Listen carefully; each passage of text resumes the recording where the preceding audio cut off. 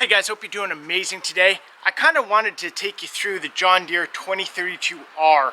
We've had it for a couple years. We bought it new. One of the big reasons for us for buying this one new was the 0% financing. We didn't have the money up front to be able to purchase a used tractor for, you know, 5 to 10,000 or more. So we went with financing with John Deere.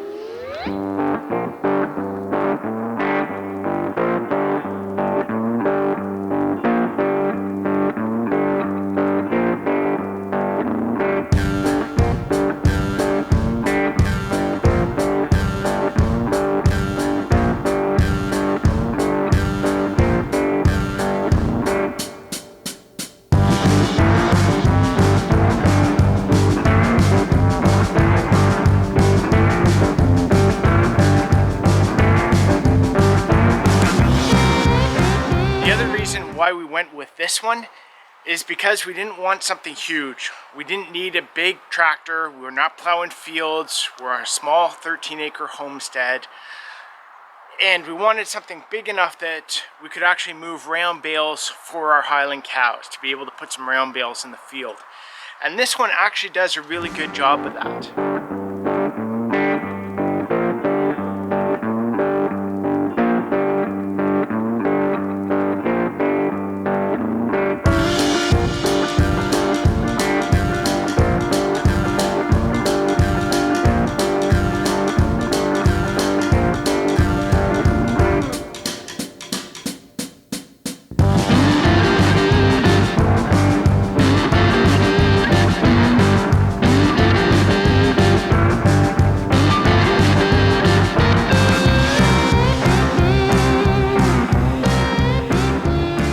With the smaller one, I think it's the 1025. We could do still a lot around the homestead, but we wouldn't be able to lift the round bales. This one's kind of right on the edge of that, so we can lift almost all of them. We can also lift the big square bales when they're dry, but if they're really wet or fermented, when they do the wrapping on them, it makes it, we're kind of right on the edge. We can still move them, we can still kind of get them out of the trailer, but you can tell that, you know, an extra little bit of horsepower or whatever it needs, hydraulic, would be a lot better.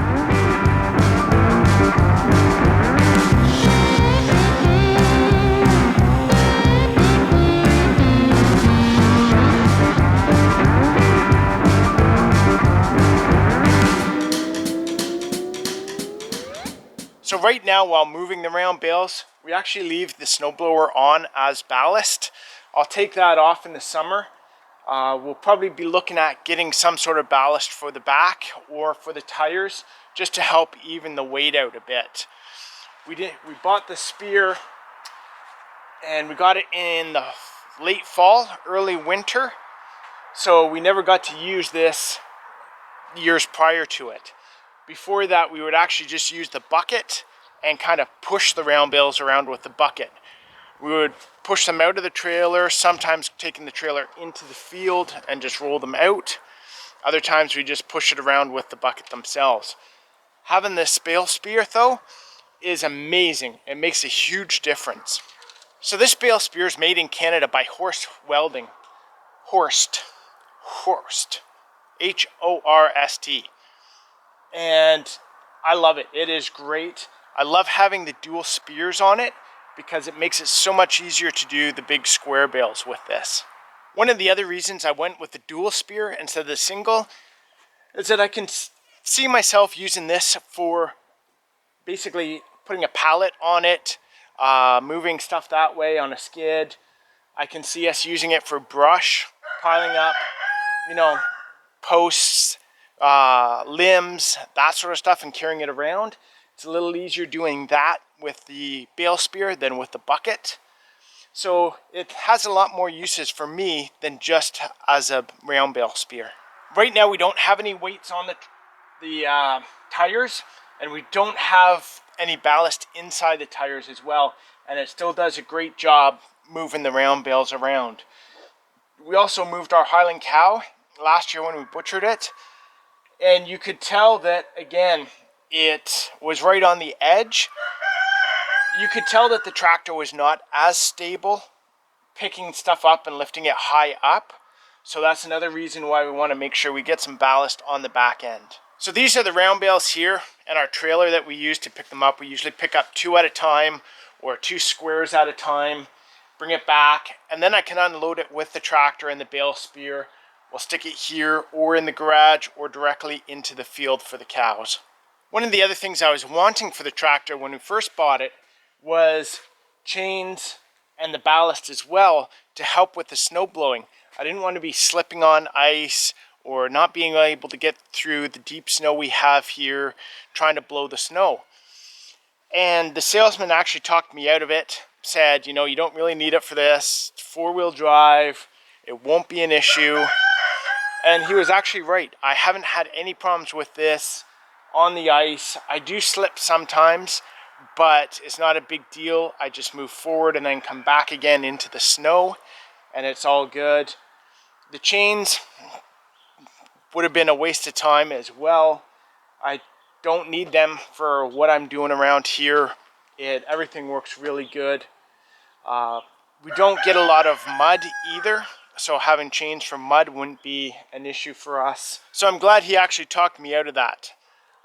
Again, he didn't know about us going with the round bale spear or the square bale spear at the time. So he probably would have suggested going with the weights anyway if he knew what we were doing there.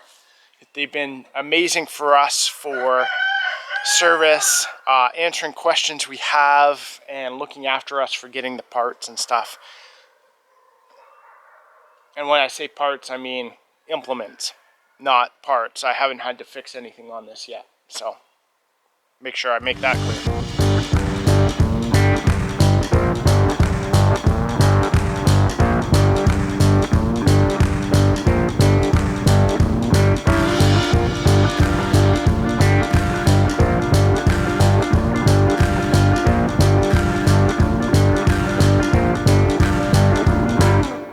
So like I said, the John Deere 2032R has no problem picking up most round bales.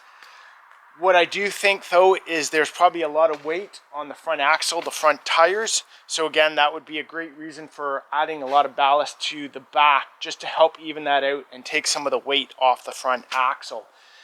What I do though, when I'm driving around with the hay bale going to put it in the paddock, is I drive really slow. That way I'm not bouncing up and down.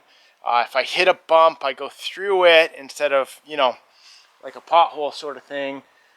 That way I'm trying to prevent breaking anything on the tractor as well. So guys, I hope this helped you out. If you are looking for kind of a smaller compact tractor for your homestead, I recommend the John Deere 2032R. If you're looking for others, Kubota also makes some great ones. I've used Kubota in the past and I love them. Find something with a dealership close to you as well. That makes a big difference.